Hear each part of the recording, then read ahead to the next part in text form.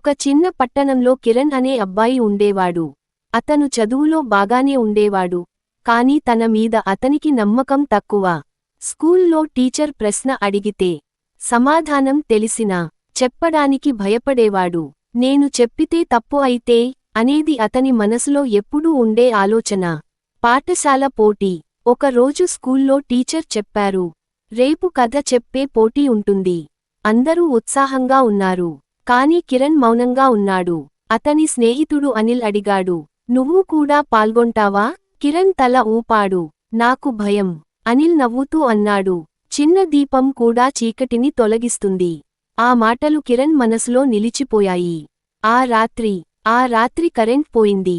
ఇల్లు మొత్తం చీకటి. అమ్మ ఒక చిన్న దీపం వెలిగించింది. ఆ చిన్న దీపం వల్ల అంత ఇల్లు కనిపించింది. కిరణ్ ఆలోచించాడు, దీపం చిన్నదే, కాని వెలుగు చాలా ఉపయోగపడింది. అప్పుడే అతను నిర్ణయం తీసుకున్నాడు. పోటీ రోజు. మరుసటి రోజు కిరణ్ వేదిక మీదికి వెళ్లాడు. మొదట భయం వేసింది, చేతులు వణికాయి.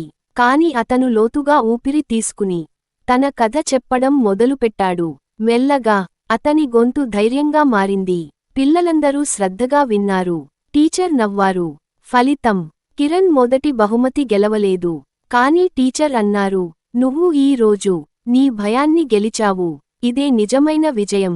అనిల్ కిరణ్ను అభినందించాడు. కిరణ్ నవ్వాడు.